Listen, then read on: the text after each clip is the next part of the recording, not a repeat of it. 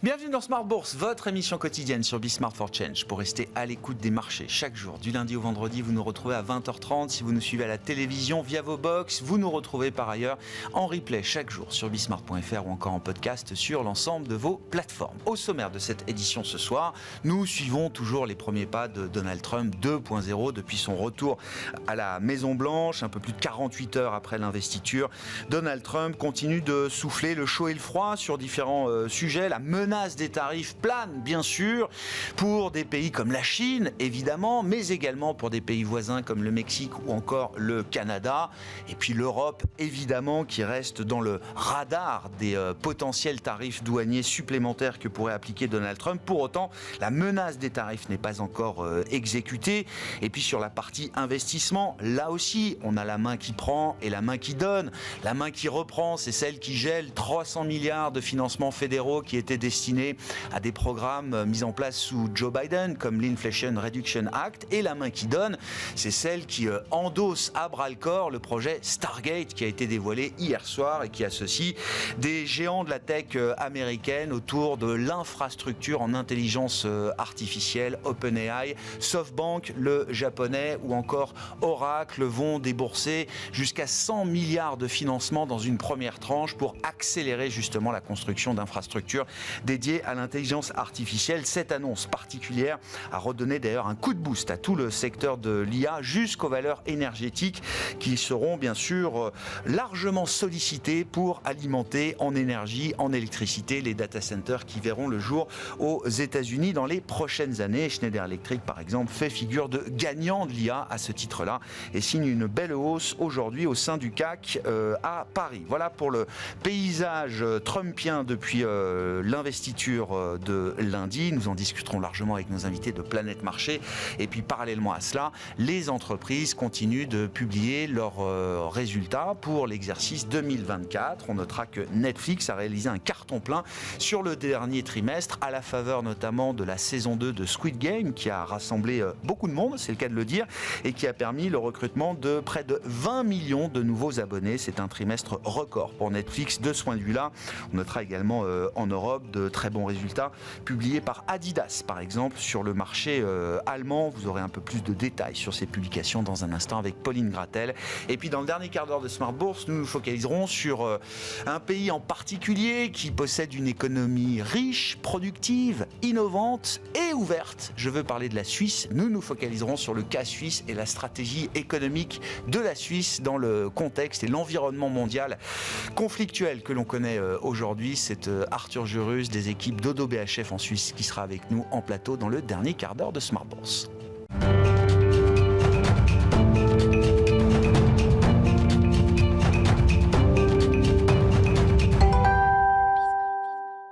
Tendance, mon ami, chaque soir en ouverture de Smart Bourse, les infos clés du jour avec Pauline Gratel. Bonsoir Pauline. Bonsoir. Les grands indices évoluent pour la plupart dans le vert aujourd'hui en Europe et aux États-Unis. Oui, et c'est Trump qui dicte la tendance. Le nouveau président américain poursuit ses premiers jours à la Maison-Blanche avec de nouvelles annonces concernant les droits de douane et l'intelligence artificielle. Des annonces qui profitent au marché financier. En Europe, le CAC 40 poursuit son rebond pour la 7e séance consécutive et franchit le seuil des 7800 points. Le DAX inscrit un nouveau plus haut historique, tout comme l'Eurostoxx 50 et le Stoxx 600. Et une des annonces qui retient l'attention en provenance de Donald Trump, c'est celle autour de l'intelligence artificielle et des infrastructures dédiées à l'IA. Oui, Donald Trump dévoile un projet à 500 milliards de dollars pour doper l'intelligence artificielle. Le projet Stargate, qui servira à bâtir de nouvelles infrastructures IA, est élaboré et financé par Oracle, OpenAI et SoftBank. L'idée est de sortir 100 milliards tout de suite, puis 400 milliards d'ici 2029. Bon, et pour le coup, là, c'est une annonce et un plan d'investissement qui a fait réagir le secteur. Oui, dans ce contexte, les valeurs directement impliquées ont bondi. SoftBank bondit de 10% à Tokyo et Oracle de 7%. Plus globalement, les valeurs liées à l'IA sont en hausse. Nvidia, Palantir et ARM gagnent entre 2 et 17% pour ARM notamment. Pas d'IA sans électricité et sans énergie. Une valeur comme Schneider Electric profite aussi très clairement de ce programme d'investissement massif. Et puis du côté des résultats d'entreprise, la saison est en train de monter en puissance et on a vu d'excellents résultats hier soir du côté de Netflix. Oui, Netflix parle même du meilleur trimestre de son histoire et fait état de résultats records avec 19 millions de nouveaux abonnés au 4e trimestre. Le nombre total atteint désormais les 300 millions de personnes dans le monde. Le chiffre d'affaires progresse de plus de 15% à plus de 10 milliards de dollars. Le titre bondit de plus de 13% à l'ouverture de Wall Street. Et d'autres résultats aux États-Unis salués par le marché, on peut citer ceux de Procter & Gamble par exemple. Oui, des résultats qui ont dépassé les attentes en termes de vente avec un chiffre d'affaires à 21,9 milliards de dollars pour le deuxième trimestre fiscal. Le bénéfice net sur la période s'établit à plus de 4,6 milliards de dollars. Le titre ouvre en hausse de 3%. Et puis dans le secteur de la santé, c'est Johnson & Johnson qui a ouvert le bal également. Oui, l'entreprise pharmaceutique dépasse également les attentes de vente grâce aux médicaments anticancéreux au quatrième trimestre. Les ventes s'élèvent ainsi à plus de 22,5 milliards de dollars sur la période, plus 5,3% par rapport à l'an dernier. Le titre ouvre malgré tout en repli de plus de 3%. L'accueil est un peu plus froid en revanche pour la publication d'Alstom sur le marché parisien. Oui, Alstom annonce avoir reçu moins de commandes au troisième trimestre de son exercice décalé, moins 22% sur un an. Malgré tout, les objectifs annuels sont maintenus. Alstom fait tout de même état d'un chiffre d'affaires en hausse de presque 10% en données comparables. Le titre cède 3%. Bon, et pour finir, un mot du marché obligataire et du programme de demain sur les marchés, Pauline. Oui, en Europe, les rendements français et allemands à 10 ans se détendent légèrement, ce qui fait repasser le spread sous les 80 points de base aujourd'hui, à son plus bas niveau depuis 2 mois. Et enfin, un mot rapide du programme de demain, qui sera relativement léger, mais les investisseurs prendront tout de même connaissance des résultats de Pierre et Vacances et Texas Instruments. Pauline Gratel avec nous chaque soir en ouverture de Smart Bourse pour vous apporter les infos clés du jour sur les marchés.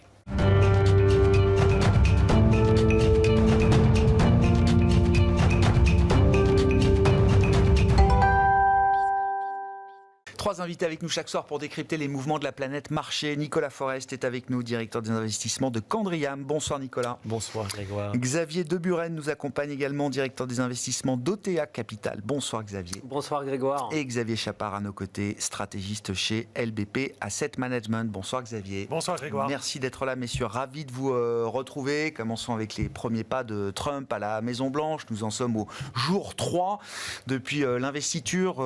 Xavier, alors qu'est-ce qui vous intéresse à ce stade ? Je disais, Donald Trump souffle un peu le chaud et le froid, notamment sur la question des tarifs. La menace est bien présente, mais elle n'est pas encore exécutée à ce stade. Et puis, quand même, quelque chose qui risque de ne pas changer sous Donald Trump, c'est la capacité des États-Unis à investir et à investir dans l'innovation de demain. Le projet qui fait parler aujourd'hui et qui fait réagir les marchés, c'est le projet Stargate.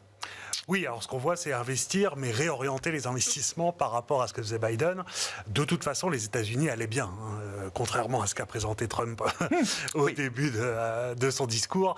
Les États-Unis vont très bien et a priori, à court terme en tout cas, on voit ça continuer, et notamment avec l'appétit pour le risque qui est à la hausse. On le voit dans les enquêtes auprès des ménages, des entreprises, et puis pour les investisseurs aussi. Donc de ce côté-là, c'est positif. Sinon, du côté ce qu'on attendait des annonces, comme vous dites, on reste un peu dans le flou. A priori, c'est aussi une tactique de Trump de rester un peu dans le flou. Savamment entretenu, oui. Alors, il y a le côté commercial où en fait, donc il n'y a pas eu de droit de douane remonté dès le premier jour. Par contre, les menaces restent. Il y a notamment des demandes de la Maison-Blanche d'étudier ce qui peut être fait sur les différents partenaires, et la date butoir pour rendre les conclusions de ces études, c'est le 1er avril. Donc, et le 1er avril, tous les membres de l'administration seront confirmés par le Sénat. Donc c'est peut-être plutôt vers cette date-là. On espère avoir un peu plus de certitude, même si ça peut aussi durer plus longtemps. Quelque chose qui était surprenant quand même, c'est qu'il n'y a eu aucune annonce quasiment sur le budget, en fait, dans les premiers jours de Trump.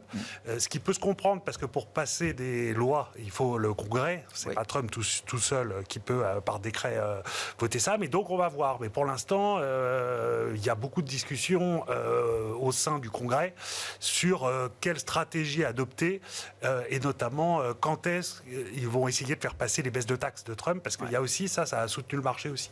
Oui, effectivement. On rappelle, derrière la prolongation des baisses de taxes Trump, il y a quand même aussi un coût pour l'État fédéral. On m'a dit c'est peut-être 4 000 milliards sur 10 ans. Si on prolonge ces taxes sur 10 ans, puisque c'est comme ça que ça fonctionne, c'est l'estimation. C'est 400 milliards par an à peu près de coûts budgétaires, enfin de financement à trouver pour équilibrer, j'allais dire, ces mesures. Tout à fait. Et ça, c'est pour maintenir la politique inchangée. Exactement. En fait. C'est sans en rajouter. Voilà. Oui. Et la question, c'est est-ce qu'on aura aussi une petite baisse de taxes sur les entreprises ou pas ?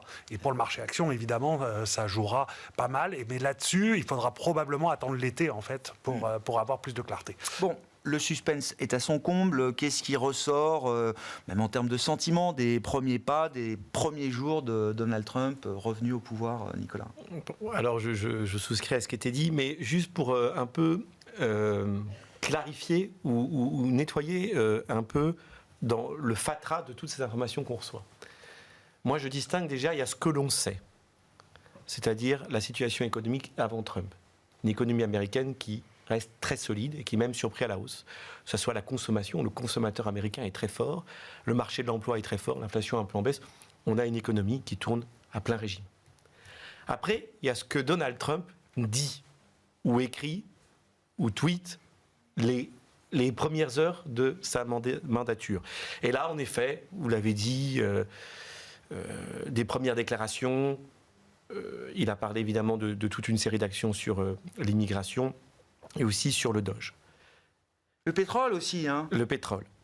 Avec aussi l'objectif là, des 3% et des 3 millions, je crois, de barils. 3 millions de barils supplémentaires. Les 3%. Ouais.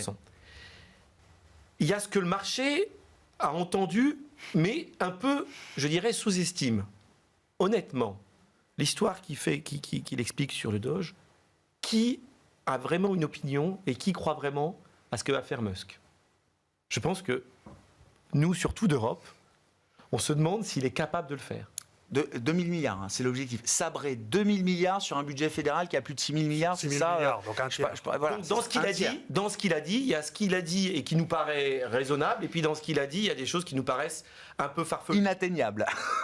Mais c'est pas parce qu'elles paraissent inatteignables qu'elles n'auront pas lieu. Peut-être que ça se manifestera. Et puis il y a ce qu'il n'a pas dit, qui est aussi très important, à savoir qu'il y a potentiellement des hausses de tarifs, mais finalement il n'a rien signé. Donc dans tout ça, comment démêler et comment avoir un peu une ligne de vue? La ligne de vue, c'est que pour l'instant, dans les courts termes, l'économie américaine reste très forte. La ligne de moyen terme, c'est que l'exceptionnalisme américain, s'il fait tout ce qu'il dit, va quand même persister. Des investissements massifs, des prolongations de baisse d'impôts, et quand même l'idée d'investissement très fort. Pour moi, quelle est la vraie inquiétude? Parce que des tweets, des mouvements, tous les jours, on va en avoir. Ça permettra de faire des commentaires en disant il a dit ça. On se chauffe là, on se réhabitue. Mais ça va changer. Pour moi, à la fin, ce qui est très important, c'est, et ça sera, quelle est la crédibilité de cette administration sur le moyen terme? Quelle est la crédibilité à travers le budget? Donc, vous l'avez déjà dit, est-ce que ce budget sera financé ou pas? Voilà. Alors, je ne parle pas de la crédibilité sur l'implémentation de la déportation de millions de personnes, parce qu'on ne sait pas s'il le fera, il faudra voir l'impact sur l'économie. Mais c'est sur la crédibilité générale de cette administration. Et pour moi, ça va se juger sur le moyen terme. À travers quoi? À travers le respect de l'indépendance de la Banque centrale américaine, à travers le financement du déficit, à travers la confiance des investisseurs étrangers dans la dette américaine. Et là, tout peut arriver. Tout peut arriver. Parce que dans ce qu'il n'a pas dit, par exemple, les tarifs, on a bien compris que les tarifs, ça sera sans doute une arme de négociation. Donc là, on est dans le fantasme, mais qu'est-ce qu'il peut faire avec la Chine? Qu'est-ce qu'il peut faire avec l'Europe? Personne n'en sait rien. Mais il y a comme, on a l'impression, le fait qu'il ne l'ait pas dit au premier jour, ça rend le marché confiant, et ça laisse penser qu'il y aura une négociation. Qui dit négociation dit potentiellement un outcome positif. Voilà. Et on verra aussi ce qu'il fait sur la Chine. Donc voilà. Donc moi, ce que je retiens, c'est qu'on est dans une économie qui est extrêmement forte aux États-Unis, qui a quand même surpris à la hausse. On est sur une administration qui, pour l'instant, nous réhabitue à des tweets avec beaucoup de choses qui sont dites, qui ne sont pas dites. Il faudra voir les faits, ce qui sera vraiment implémenté. Pour l'instant, les mesures qui sont en ligne avec notre programme, on avait qualifié un hard ou un soft Trump. On est plutôt sur du soft Trump. Oui, au bout de 3 jours, quoi. Voilà. Oui. Et le vrai point qui, pour moi, fera basculer le scénario économique dans un autre scénario, c'est si vraiment on a un dérapage de la confiance, et ça va se mesurer comment? Les antiations d'inflation, la vision sur les taux d'intérêt. Pour l'instant, on n'est pas là. Pour l'instant, on est dans des marchés qui sont confiants. Voilà, dont acte. Donc la vraie mesure de performance de Trump, il tweetera sur le Dow Jones, ou peut-être le Nasdaq maintenant, puisqu'il est endossé par la tech américaine. Peut-être que c'est le Nasdaq qui deviendra son indicateur. Mais le vrai indicateur de crédibilité, ce sera le 10 ans américain, quoi. Pour moi, oui, c'est le 10 ans américain. Ce sont les break-even d'inflation, et c'est le CDS. Voilà. Si les taux américains restent sous les 5%, que la hausse de taux se fait que sur les taux réels, que le dollar reste à ce niveau-là, alors on est dans une vraie situation d'exceptionnalisme américain qui perdure. Ah ouais. Et alors, dans ces cas-là, c'est une excellente nouvelle pour beaucoup d'actifs américains. Sachant qu'aussi, juste pour finir, dans ce qu'il a pas dit ou dans ce qu'on peut sous-estimer, il y a le Doge, il y a la dérégulation. Comment n'importe quel économiste ou stratégiste peut mesurer ça? Très difficile. Très, très difficile. Mais là, ce sont deux potentiels leviers importants pour l'économie américaine et pour les valeurs d'actions américaines. Xavier de Buren, comment vous regardez là, les premiers jours de Donald Trump? Et je reviens à l'histoire Stargate. Le seul truc qui fait vraiment bouger les marchés depuis qu'il est arrivé, c'est de voir que OpenAI, SoftBank et Oracle, c'est pas Donald Trump qui va mettre 100 milliards, c'est ces trois entreprises, vont mettre 100 milliards de plus dans la machine de la construction d'infrastructures dédiées à l'IA. Ça, le marché, il comprend que c'est quelque chose d'assez tangible et solide, quoi. C'est un fait qui veut dire quoi? Qui veut répondre à des problématiques de souveraineté. De souveraineté technologique avec l'IA, vous l'avez dit, c'est des investissements qui sont colossaux, c'est 500 milliards à déployer sur 4 ans. Petit rappel, le programme d'investissement de la France sur l'IA 2030, c'est 2,5 milliards. C'est 200 fois moins. Je vous rappelle que l'année dernière, en 2024, les 7 magnifiques ont dépensé 100 milliards d'euros d'investissement rien que sur l'année dernière. Donc là, on voit bien que le gap, entre guillemets, technologique et surtout l'aspect souveraineté me semble très, très important. Et les États-Unis veulent prendre l'avantage, ou en tout cas consolider l'avantage qu'ils ont pris sur ces technos qui sont vraiment essentiels pour le futur, et c'est un élément qui est vraiment très très important. Donc il y a cet aspect souveraineté, il l'a dit, Trump, ce qu'il veut, c'est vraiment installer l'hégémonie américaine pour les 50 prochaines années. Il l'a fait à partir de 2017, lors de son premier mandat, il a arrêté l'avancée chinoise avec tout ce qu'il a mis en place en disant on peut y arriver, on peut les arrêter. Et maintenant, c'est vraiment de placer les États-Unis tout en haut de la pyramide pour les 50 prochaines années, et ça passe par cela. Et ce que ça veut dire, c'est que l'Europe, qui avait commencé sur l'IA en termes d'infrastructure, en termes de gestion de data, etc., doit se remettre dans la course, et il doit se passer un électrochoc pour que vraiment cette logique de souveraineté d'IA en Europe fonctionne. Alors il y a le sommet de l'IA, un sommet international qui va avoir lieu en France, à Paris, début février. Il faudra voir ce qu'il en est. Mais là, Trump, pour répondre à votre question... La capacité à attirer... Alors, OpenAI et Oracle sont des boîtes américaines, effectivement, mais la capacité à s'adjoindre les services d'un financier mondial comme SoftBank des Émirats, et d'autres, les Émirats, MJX est dedans, effectivement, avec son fonds, et d'autres vont sans doute arriver. Je veux dire, alors j'imagine que tout ça a été réfléchi un peu avant, ça sort comme ça, évidemment, parce que Trump arrive, mais c'est quand même spectaculaire, quoi. Et le marché, encore une fois, moi je suis frappé de voir la réaction des titres concernés. Enfin, je veux dire, SoftBank c'est plus 8% ce matin, Oracle c'est plus 7, plus 8, Nvidia tout de suite retrouve du peps. Enfin, je veux dire, le marché paye, quoi, encore. Là, ce qui est intéressant dans ce développement et dans ces investissements, c'est toujours pour compléter et intégrer de plus en plus la chaîne de valeur de l'IA. C'est vrai que les États-Unis ont vraiment ce leadership sur les logiciels d'IA. Ils étaient en manque de capacité. Il faut des capacités de calcul, évidemment, pour faire fonctionner tous ces logiciels. Et on voit bien qu'ils ont mis le doigt là où ils avaient un certain manque pour vraiment accélérer, etc. Donc c'est très intéressant comme approche. Mais voilà, ça montre bien, là, Trump, il ne se cache pas et il flèche bien là où il veut arriver. Ouais. Et sur le plan de l'investissement, ça redonne du grain à moudre à ceux qui disent qu'on n'est qu'au début du cycle de l'IA. Ça casse un peu l'idée que peut-être que c'est déjà trop cher. Je parle de prix ou de valorisation pour les titres de ces secteurs-là, Xavier.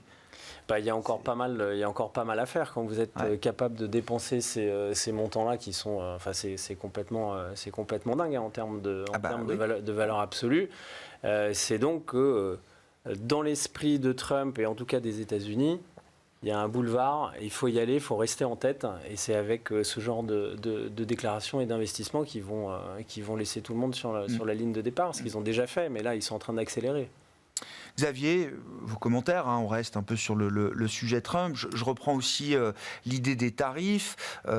C'est vrai que oui, Trump est un dealmaker transactionnel, the art of the deal, etc. Je crois qu'on l'a tous bien appris, effectivement, de son premier mandat.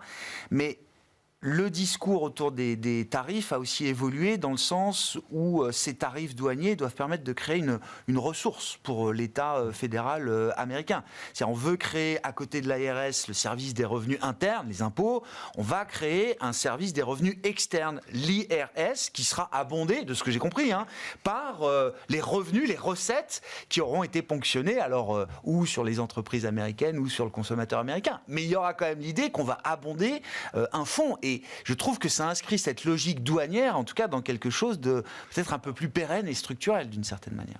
Alors, si vous demandez à un économiste, ça ne va pas marcher. Parce que ça rapporte à court terme quand vous taxez. Les maths, ça ne fonctionne pas, quoi. Le but, c'est de faire baisser les importations. Quand vous mettez des droits de douane, et donc ce que vous taxez baisse. Donc, et normalement, le dollar s'apprécie et donc ça se neutralise. Mais c'est clair que c'est une volonté de Trump, en tout cas dans sa vision très statique de l'économie. Ouais. Je taxe un flux, j'ai un rendement. Il compte dessus pour équilibrer le budget, enfin limiter les dérapages du budget. Mais ça me fait dire aussi qu'il y aura des droits de douane. C'est pas parce que ça n'a pas été annoncé le premier jour. Il y a le côté négociation, ça c'est sûr. Oui. Mais il y a quand même aussi une croyance dans les droits de douane. Ouais. Et donc là, on a une très bonne performance de l'Europe qui est soulagée qu'il n'y ait pas eu d'annonce le premier jour. Nous, on s'attend encore à pas mal de volatilité autour de ça. Parce que ça montre qu'il tient en fait à afficher des hausses de droits de douane. Et le problème des droits de douane, c'est qu'une fois que vous les avez augmentés, c'est très difficile de les baisser. C'est ce qu'on a vu avec Biden, qui a baissé aucune des droits de douane qu'avait remonté Trump avant. Donc voilà, il y a quand même ça. Il y a le fait que c'est intéressant de voir que les pays qu'il a attaqués au début, c'est Canada, Mexique, ceux où il y a un accord commercial en fait avec les États-Unis, et c'est la Chine. On pensait que c'était le friendshoring. Enfin, on pensait que c'était une zone amie, quoi. Lui-même avait renégocié, je crois, le NAFTA. Enfin, en tout cas, il y avait une nouvelle mouture de l'accord de libre-échange entre ces pays-là, qui était censé être plutôt des pays amis dans l'idée du friendshoring ou du nearshoring. Voilà. Oui, mais c'est aussi ceux auxquels vous pouvez tendre le bras le plus. Et en fait, il y avait prévu une renégociation de l'ALENA, enfin de l'accord nord-américain, en 2026. Et on voit qu'il essaye de faire la négociation ait lieu en 2025. Un peu les choses, quoi. Ouais. Il y a ça, il y avait un accord avec la Chine en 2020 qui avait signé Trump, qui n'a pas du tout été respecté, mais parce qu'il y avait le Covid aussi. Phase one deal. Hier, voilà. Et donc ça aussi, ils veulent renégocier. Donc, et on a l'impression qu'il y a cette volonté aussi de refaire des deals, mais quand même avec un peu de hausse de droits de douane, même si c'est moins massif que ce qu'il avait annoncé. Et puis le dernier point, là on parlait des investissements et de redirection des investissements de Trump. Il y a quand même l'idée qu'avec Trump, on est sur un capitalisme de connivence. Et donc, il peut y avoir des chocs, en fonction de chaque entreprise sur laquelle on est exposé. Enfin, on est dans un univers qui est quand même très différent de ce qu'on a connu avec sur un message sur les réseaux sociaux. On peut avoir des valeurs qui bougent énormément. Ça, à court terme, ça favorise certains, ça défavorise d'autres. À moyen terme, il faut voir si le capitalisme continue à bien fonctionner. Ouais. Bon. Sur les tarifs, c'est vrai que de s'attaquer au Mexique et au Canada, c'était pas forcément dans les cartes. Il n'y a pas de tarifs pour l'instant, mais c'est vrai qu'il met de la pression déjà sur les pays voisins et supposés être quand même des alliés des États-Unis. Et puis, je reviens aussi sur la logique même des Trumponomics, c'est-à-dire que il sait très bien qu'il a été élu parce que la working class américaine a été traumatisée par un choc inflationniste majeur qu'une génération n'avait pas connu, des niveaux de prix notamment qui restent élevés évidemment par rapport à la période pré-Covid.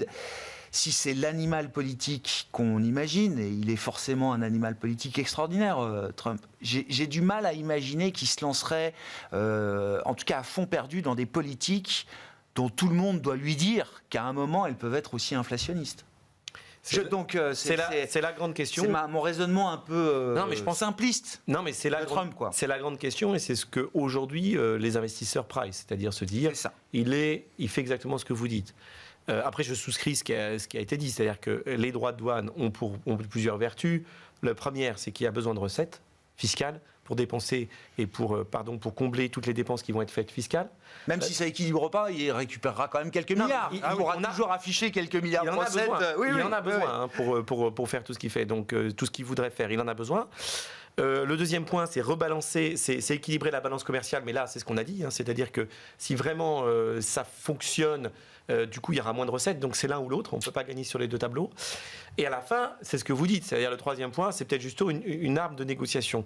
Moi, ce que je veux retenir à travers ça, c'est les mouvements de marché. Sur les mouvements de marché, ça dit quoi ? Ça dit qu'il y a peut-être par rapport à ce qui était il y a 8 ans, une grande partie de certains marchés qui ont discounté le risque Trump. C'est vrai. On a le marché européen en partie a pris en compte ça, le marché chinois en partie, même s'il y a des grands problèmes sur la Chine, on le sait bien. Depuis septembre, on commence à intégrer ce facteur Trump. De sorte que, à l'inverse, et de façon tactique, finalement, s'il n'y a pas de tarif ou s'il y a un deal comme il avait fait pour la Chine, eh bien, ça peut donner plutôt une bouffée d'oxygène.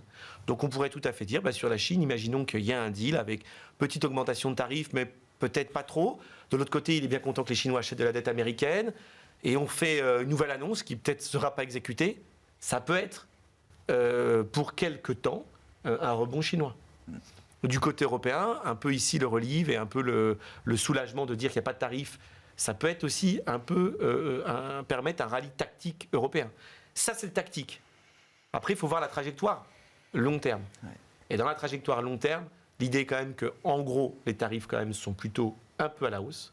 Il ne faut pas qu'ils dérapent trop, sinon c'est l'inflation. Et je reviens à mon premier point, c'est les anticipations d'inflation et la crédibilité par rapport à l'inflation qui, pour moi, est la clé du mandat de Trump. Donc, si ça dérape, alors il perd la face. Et à la fin, il faudra voir les réactions aussi des autres États qui sont un peu, on a l'impression, tétanisés. Quand je vois la réaction de ce qu'a dit Ursula von der Leyen, je crois que c'est à Davos. Oui, c'est à Davos, je vous confirme. Oui. Voilà. Tout le monde est à Davos, là. Oui. Voilà, c'est tant mieux que les valeurs européennes remontent un petit peu, mais quelque part, pour qu'il y ait un rallye un peu plus soutenable, il va falloir autre chose. Ouais. Pour que les actifs européens surperforment les actifs américains, si on veut. Voilà. Maintenant, il y a tellement de valorisations, et ce que je disais, qui sont distendus avec une partie de classes d'actifs qui ont pricé ce risque Trump, que des deals ou un peu moins de mauvaises nouvelles, ça peut donner un peu de bulle d'oxygène. Et donc, dans ce contexte-là, il y a des opportunités d'investissement sur certaines valeurs européennes, certains secteurs européens qui se sont fait quand même largement déprécier et qui ont des belles perspectives, ou peut-être, pour les plus courageux, les téméraires, retourner sur les actifs chinois, pourquoi pas, même si on sait qu'il y a des grands problèmes structurels, mais la baisse des taux combinée à des mesures de relance, si c'est un peu moins violent sur les tarifs, il y a quand même eu beaucoup de sorties, on peut avoir un petit rebond. Beaucoup a été intégré, beaucoup de Trump dans le dollar et beaucoup de négativité ou d'anti-Trump, j'allais dire, dans le reste du monde. D'accord avec cette idée-là, Xavier de Buren, est-ce que ça fait déjà alors une tactique, je ne veux pas dire une stratégie long terme, mais au moins une tactique ou une feuille de route tactique pour 2025 ? Est-ce que le marché peut défaire en partie ce qui a été intégré de Trump et redonner un peu d'oxygène, comme le disait Nicolas, à des marchés qui ont pu souffrir, entre autres, du facteur Trump, pas uniquement, mais entre autres. Sur la partie des tarifs, il y a plusieurs choses importantes. C'est la mise en place. Est-ce que ce sera un effet one shot où on l'applique et puis ça fait un effet de base et puis progressif. On s'ajuste. Ça, c'est l'autre formule, effectivement. Ouais. La formule la plus difficile à anticiper et qui ferait sans doute le plus de mal. Après, il faut savoir que certaines zones ont dans leurs mains la monnaie qui pourrait permettre de temporiser un petit peu l'impact de ces hausses de taxes. On a parlé de la Chine. La Chine pilote assez bien la dévaluation de sa monnaie. Et ça, c'est un élément qui pourrait atténuer ces effets de hausse de taxes. En Europe, on le voit avec l'euro qui glisse.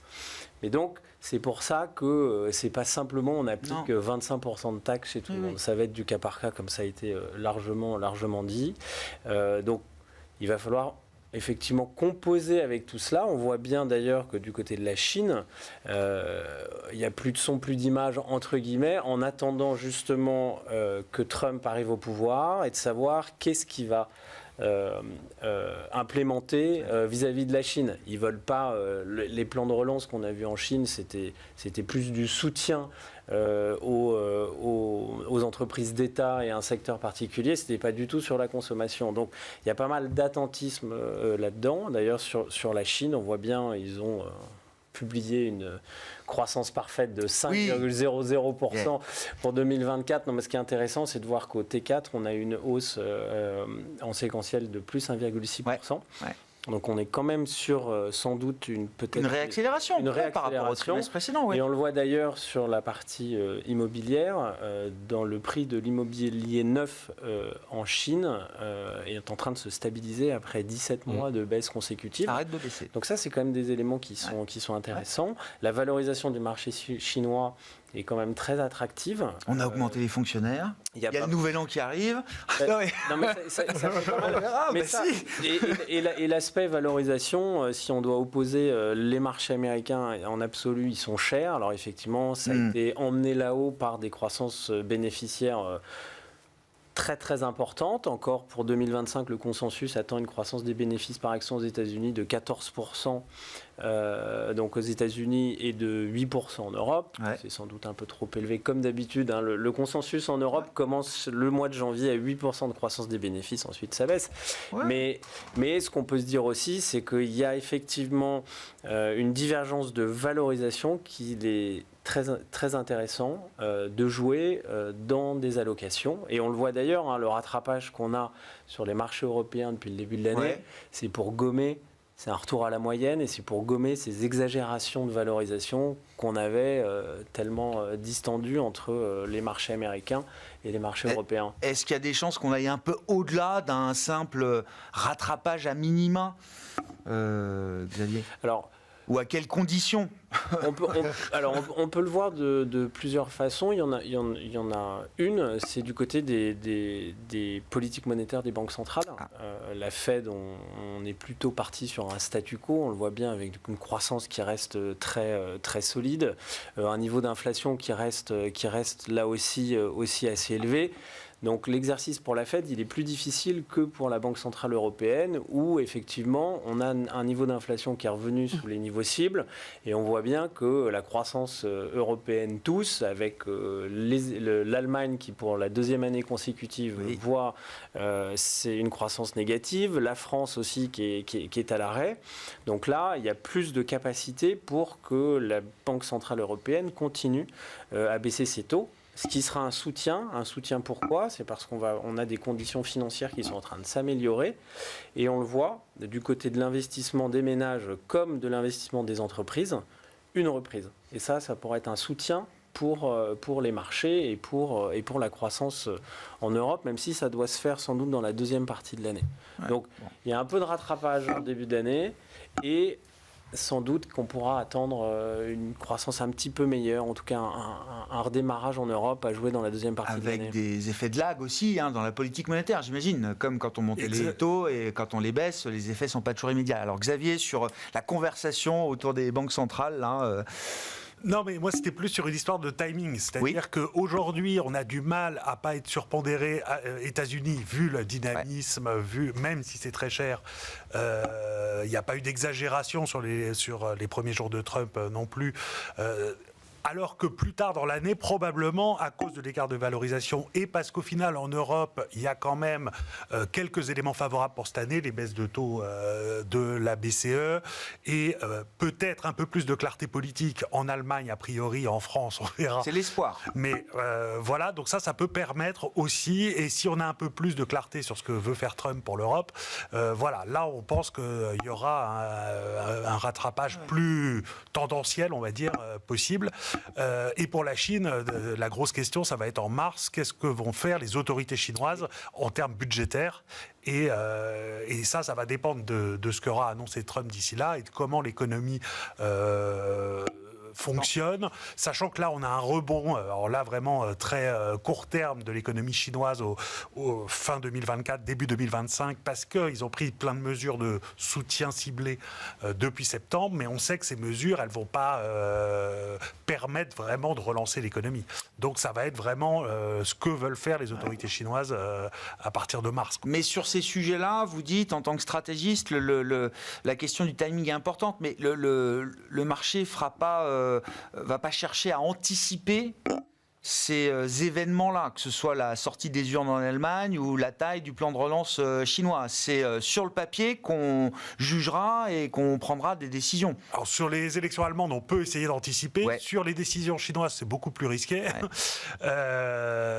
Et donc il y a une partie, c'est pour ça que nous on est neutre sur l'Europe, pas pondéré, mais parce qu'on ne sait pas exactement quand la reprise et l'amélioration de la confiance aura lieu, mais on pense qu'elle va avoir lieu au cours du premier semestre.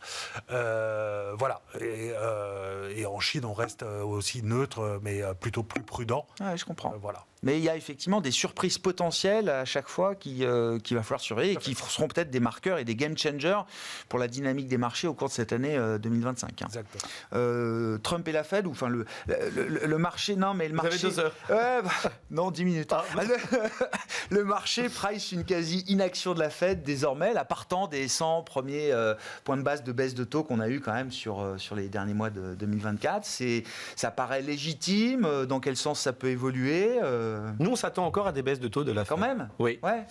Donc, la politique monétaire américaine, elle ne va pas être guidée au début par les déclarations de Trump. Elle regarde juste l'évolution de l'économie, qui est très forte, mais les chiffres d'inflation, néanmoins, vont plutôt dans le bon sens. Donc, il ne nous semble pas exclu d'avoir une baisse, par exemple, autour du mars. Ça ne nous semble pas du tout impossible. Après, il est clair que si, et on va le revoir, toutes les mesures et tout ce que fera la Fed, s'il n'y a pas dans le sens de Trump, Trump va tweeter, il va mettre la pression. On va le revoir. Aujourd'hui, ce n'est pas le cas. Mais nous pensons du coup que dans cet environnement-là, c'est plutôt un environnement qui favorise une quantification de la courbe, c'est-à-dire avec plutôt les taux courts qui doivent baisser par rapport aux taux longs, que ce soit en Europe ou aux États-Unis. Donc oui, c'est vrai qu'on a vu des points hauts sur les taux longs. Pour moi, c'est la question qui fait driver. Il ne faut pas poser. Si. Mais non, c'est la seule question. Honnêtement, on revient sur l'histoire des marchés actions. Ce qui est intéressant, c'est de voir la corrélation. C'est quand même qu'on a à la fois la baisse des taux et la remontée des actions. Donc, quelque part, le stress a eu lieu à un moment donné. On a retouché les 4,80, les 5%. Ouais. Est-ce qu'on retouche les 5% ? Et est-ce qu'on les touche pour des bonnes ou des mauvaises raisons ? Si c'est les taux réels qui montent parce qu'il y a super croissance, les États-Unis sont super productifs et que l'inflation est contenue, bon. Mais si on casse les 5%, ça fera mal. Donc c'est ça la question. Donc du côté de la Fed, oui, je sais que beaucoup de gens maintenant ont retourné leur veste. Nous on ne retourne pas notre veste, on continue à penser. Une baisse de taux, ça ne fait pas non plus... Non, mais quand même, le marché obligataire américain a connu une dérouillée sur les dernières années qui est énorme. Donc quelque part... Un investisseur obligataire, s'il investit sur des obligations américaines, il a quand même un beau niveau de rendement. Ah, ça, le high yield est cher, certes, mais si vous regardez le niveau de yield to maturity qu'on a sur du high yield américain, qui est une maturité faible, c'est quand même pas mal. Donc voilà. Et pour la BCE, la Fed qui ne ferait plus qu'une baisse de taux à horizon visible, qu'est-ce que ça implique ? Pas grand-chose. La BCE elle va poursuivre son chemin de baisse de taux qui est largement anticipé. Vont-ils aller vers les 2% ou même un peu inférieur d'ici fin d'année ? Mais ça ne l'incitera pas à accélérer le rythme ou à aller plus loin que ce qu'elle envisage aujourd'hui Je crois que Christine Lagarde, elle a acté la séparation de la BCE et de la Fed quand elle a été la première présidente d'une banque centrale européenne à baisser les taux. En juin 2024. Oui, exactement. Elle l'a fait avant. Donc elle a montré ici son indépendance. Je pense qu'elle va continuer à le faire. Du coup, effectivement, là encore, c'est plutôt positif pour les obligations européennes et c'est plutôt quand même en faveur d'une quantification de la courbe. C'est-à-dire les taux courts doivent baisser davantage que les taux longs. Ça favorise un peu l'environnement obligataire européen. Tout ça se passe, sauf si le 10 ans américain casse les 5. Xavier Chapard, pardon, sur la BCE, là, Comment la BCE, enfin, tout le monde est d'accord que la BCE a du travail encore à faire, qu'il y a des marges de manœuvre pour aller au moins jusqu'au taux neutre. La question étant de savoir, est-ce qu'il ne faudra pas aller en dessous du taux neutre? Et donc ce débat-là, il est encore très ouvert, j'ai l'impression. Oui, alors ce qu'on sait, c'est qu'à court terme, il y a assez peu d'incertitudes. Ils vont baisser les taux pour ramener vers les 2%. Oui. La question, c'est est-ce qu'ils vont aller au-delà? Et pour moi, ça va dépendre de deux choses, en fait, de la Fed. Évidemment, si la Fed doit, parce que des politiques ont été prises, remonter les taux, ce n'est pas notre scénario. Mais dans ces cas-là, quand même, la BCE, il y a une limite à la divergence possible, oui. Voilà. Je suis d'accord que tant que ce n'est pas le cas, la BCE peut baisser les taux et la Fed rester en stabilité. Mais voilà, s'il y avait vraiment une divergence, là, ça serait problématique. Et la deuxième chose, c'est l'économie américaine et l'économie européenne et le marché de l'emploi, en fait. Si on commence à avoir vraiment une dégradation du marché de l'emploi, là, la BCE ira en dessous des deux. Nous, notre scénario, c'est que ça tienne, en gros, avec un taux de chômage qui est assez stable. Au niveau zone euro, on reste sur des taux de chômage agrégés au plus bas, 6,2, 6,3, c'est ça, 6,4 peut-être, ok, voilà. d'accord. Et si on reste aux alentours de 6,5, 7... Dans ces cas-là, nous, on pense que la BCE n'a pas besoin d'aller beaucoup en dessous des 2% de taux. Voilà. Mais dans ces cas-là, ça serait, si elle y allait, pour nous, c'est pour relancer l'économie. C'est le comportement sur le marché du travail qui va être une des clés, notamment pour la Banque Centrale Européenne. Bon, sur la partie investissement, Xavier de Buren, qu'est-ce que... Oui, alors, je ne sais pas, parlons de l'Europe, parce que oui, le DAX est au plus haut, l'Eurostoxx 50 est au plus haut, le Stoxx 600 est au plus haut. Alors, en termes de valorisation, les écarts sont béants, bien sûr, par rapport aux États-Unis, mais il y a quand même une impulsion, quelque chose, là, au moins depuis quelques semaines, qui est un peu nouveau. Alors, facialement, les performances 2024, elles ont été très bonnes, mais ce qu'on a constaté, c'est des divergences très très importantes en termes de zones géographiques. Au sein même des zones géographiques, des divergences très importantes entre les pays. Le DAX plus 18 en 2024 et le CAC à moins 3. Ouais. Donc ça fait quand même... tout ça pour dire qu'il faut être diversifié dans son allocation. Il est clair qu'il faut être présent aux États-Unis parce que la dynamique de croissance des bénéfices par action et de croissance économique, elle est là. Même si c'est cher, etc., on peut trouver des solutions d'investissement. Il y a pas mal de fonds qui sont équipondérés, qui permettent de gommer un petit peu les sujets de taille de société au sein de ces indices. Mais donc, il faut être aux États-Unis. On peut être aussi un petit peu contrariant. Et ça a payé depuis le début de l'année en étant sur l'Europe. Effectivement, la photographie économique de l'Europe et politique de l'Europe est pas très ardente, je dirais. Mais effectivement, jouer cet écart de valorisation qui est pas tellement justifiable, ou en tout cas de se dire que il y a quand même énormément de mauvaises nouvelles qui sont dans les niveaux de valorisation en Europe. Ouais. Faut être contrariant, c'est toujours en dehors du consensus que l'on gagne le plus d'argent.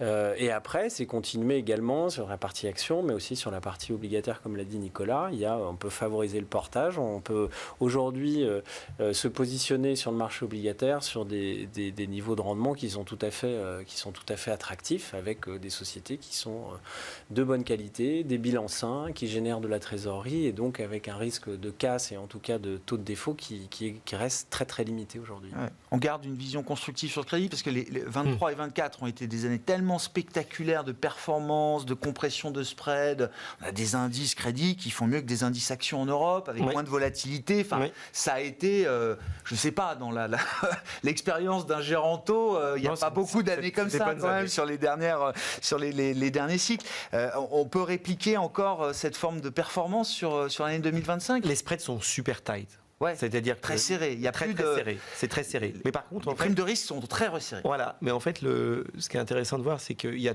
toute une série de gérants qui raisonnent sur base juste du spread sur les 5-10 dernières années en disant c'est très cher. Donc... Mais après, si vous regardez le niveau en taux en absolu, qui intègre donc l'élément taux, ça reste attractif. Ouais, le portage. Voilà, c'est le portage. Et donc, vous avez toute une série d'investisseurs, les assureurs, les fonds de pension. Quand vous avez du 3,5, du 4, vous achetez. Donc le raisonnement, c'est le portage. Voilà. C'est le portage, c'est un investissement de cœur. Si vous ne vous attendez pas à une récession forte, donc s'il n'y a pas une explosion des taux de défaut, eh bien, avoir du 4%, c'est intéressant. Et le glissement qu'on voit par rapport au début d'année passée, qui est très intéressant, c'est que l'année passée, même il y a 18 mois, beaucoup d'investisseurs disaient « Oh là là, moi je ne sais pas, il y a de l'incertitude. » Et puis les taux monétaires sont très élevés, les banques centrales vont continuer à monter les taux. je mets sur des produits bancaires, Oui. des comptes d'épargne, Oui. des comptes dépôt, le livret A en France et compagnie. Là, il y a quand même l'idée de dire, oh là là, d'ici fin d'année, tout ça va baisser. Donc il faut bien que j'investisse quelque part. Donc entre être loqué sur du 2%, du 1,5%, ou maintenant pouvoir loquer du 3-4%, c'est pas mal. Le jeu de la comparaison, en plus, est favorable. Là. Exactement. Donc il y a cette idée de portage, il y a ces courbes qui vont se repentifier. Et donc, c'est pas super sexy, il faut être très sélectif. Parce qu'il y aura quand même des titres, il y a beaucoup de diversification, ce qu'a dit Xavier sur le marché action. Sur le marché du crédit, on l'a vu aussi, parce qu'il y a aussi des grands écarts. Mais le portage, il faut le jouer sur le marché du crédit et du crédit à haut rendement. Bon. Xavier, pour conclure avec vous, Xavier Chapard, là, sur la stratégie, la logique qui guide la stratégie d'investissement chez LBPM à ce stade. Donc l'idée sur l'obligataire, enfin le souverain, Ouais, c'est souverain. d'être très tactique. En fait, on pense que les taux vont pas avoir de grandes tendances. Les taux longs. D'accord. Mais on voit des exagérations. On a vu le range, quoi. Voilà. D'accord. On Ok. pense. Après, voilà. Oui, Et donc, choses égales par ailleurs. non, il peut toujours y avoir des dérapages. bah oui. Mais donc on le joue de façon assez tactique. Ok. Déjà depuis le début de l'année, on a été très long en début d'année. Là, on redevient plus neutre. Sur le crédit, on reste positif, mais pour le portage, oui, vraiment, on s'attend pas à une grosse performance non plus parce que les spreads n'ont plus beaucoup de potentiel. Et sur les actions, on est assez constructif à moyen terme, avec une très grande diversification géographique. Voilà. Bon, on verra la diversification, si c'est effectivement le facteur qui paye en 2025. C'était pas encore tout à fait vrai en 2024, quand on a vu la performance des Max 7, même s'il y a eu des petits coups de mou ici et là, elles ont quand même terminé l'année en fanfare, les 7 plus grandes capitalisations boursières américaines. Merci beaucoup, messieurs, d'avoir été les invités de Planète Marché ce soir. Xavier Chapard, LBPM, Xavier Deburen, OTA Capital et Nicolas Forest, Candriam.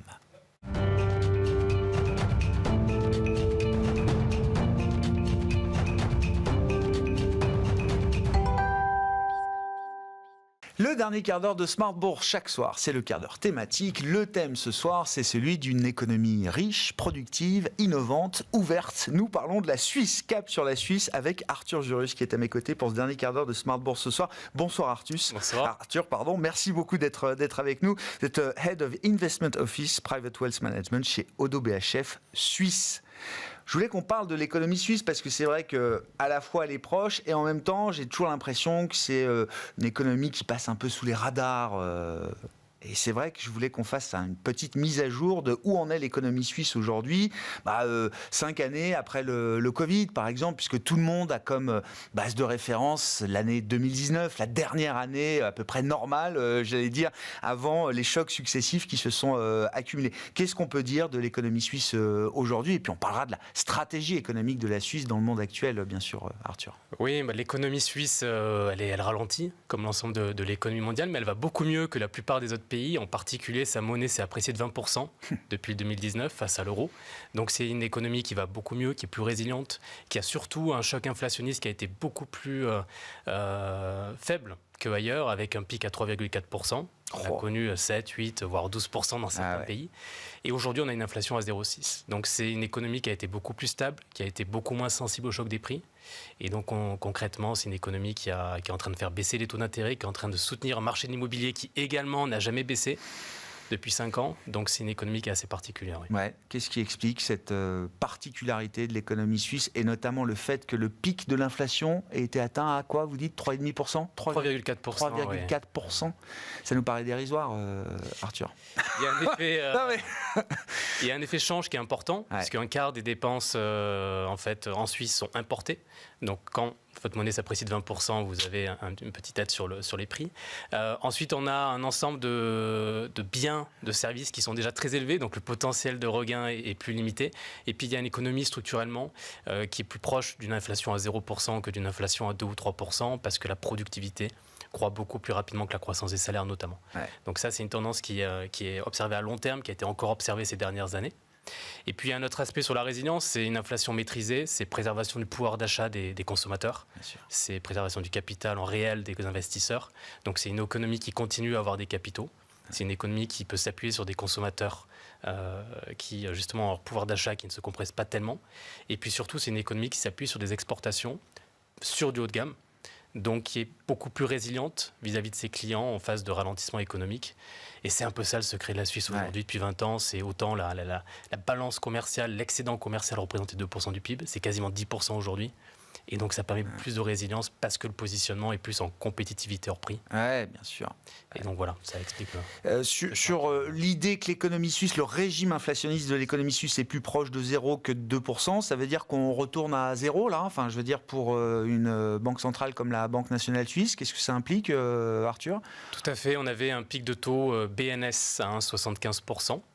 On a aujourd'hui des taux à 0,5 et on sera à 0 au plus tard en juin 2025. Après, on devrait rester à ces niveaux-là. C'est l'engagement de Martin Schlegel, président de la BNS. Par contre, des taux négatifs n'ont jamais été exclus et pourraient revenir à moyen terme ou long terme. Et c'est un peu l'autre aspect de la Suisse, c'est que finalement, comme l'économie est presque déflationniste par nature, parce que la productivité encore croît très vite, forcément, on aura des taux potentiellement qui devraient être négatifs. Après, il y a d'autres outils pour compenser ça, comme on a vu par le passé. Cette croissance de la productivité, c'est le grand mystère, c'est la quête du Graal pour certaines économies. Aujourd'hui, on a vu aux États-Unis observer, en tout cas effectivement, un choc de productivité avec la question de savoir si ce choc va être durable. Qu'est-ce qui rend durable cette croissance de la productivité en Suisse, Arthur ?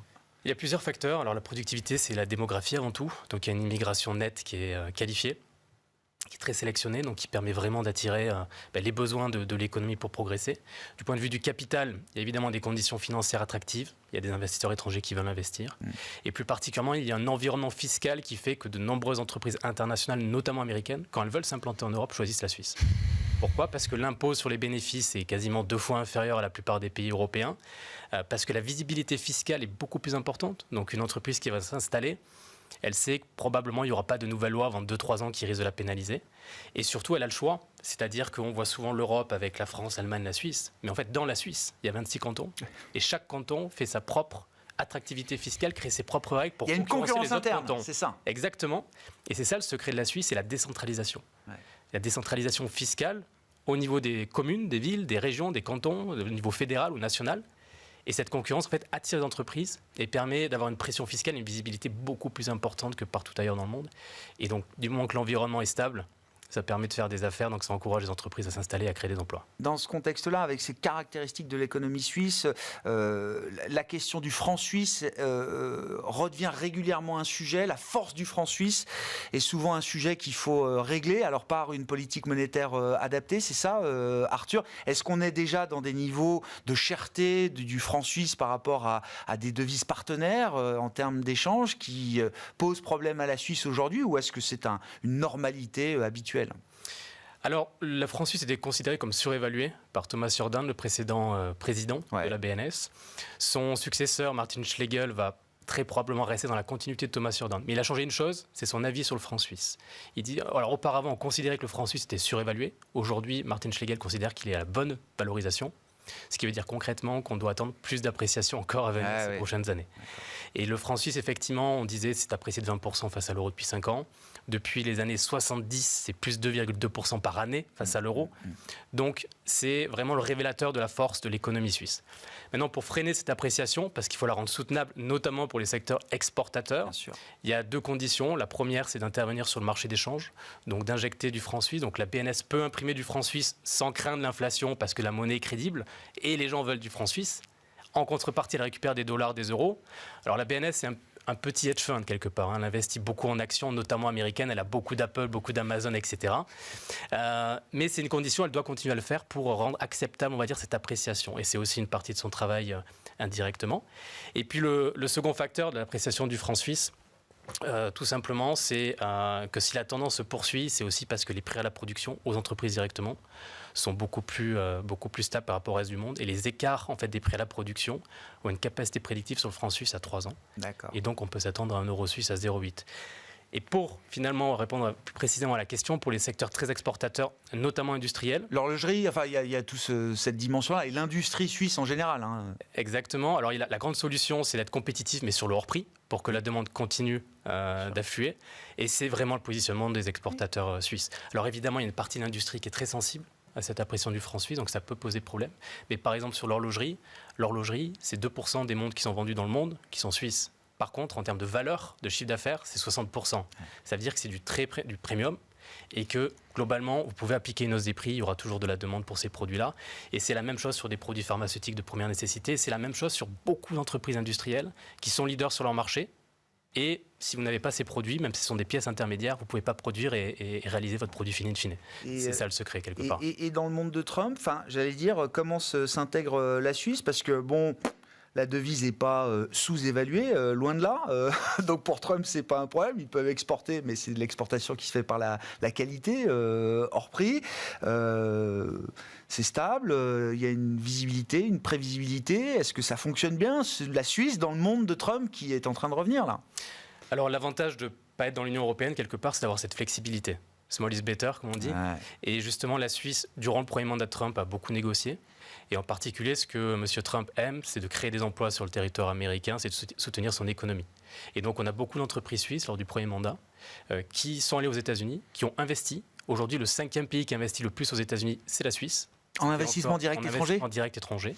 C'était encore la 7e avant le premier mandat de M. Trump. Et donc, ils ont créé 500 000 emplois.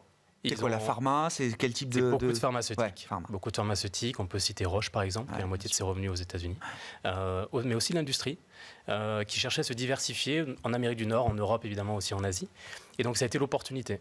Donc, finalement, le premier mandat de Donald Trump, qu'est-ce qu'il nous explique? C'est que les relations avec la Suisse, ça marche plutôt bien parce que les deux sont plutôt pro-business. C'est quoi les points de fragilité d'une économie comme la Suisse, Arthur?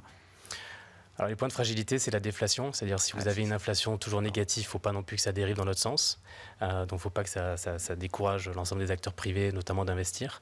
Les taux négatifs, ça c'est des avantages pour lutter contre des fondamentaux économiques, mais ça c'est des avantages, notamment pour les investisseurs. Ils sont allés jusqu'à moins 75, hein. Exactement. Moins 0,75, c'est ça. Ils sont descendus encore plus bas que la BCE. Voilà. Après, ils avaient appliqué un multiplicateur pour permettre aux banques d'amortir un petit peu, de ne pas trop payer. Mais voilà. Et l'autre aspect, c'est quand même ces exportations, c'est-à-dire que c'est 99% des entreprises sont des PME en Suisse.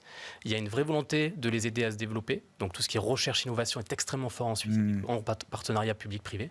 Par contre, s'il faut exporter à l'international et que la compétitivité hors prix n'est pas encore, entre guillemets, labellisée ou observée, il y a une perte, il y a plus de chemin à faire.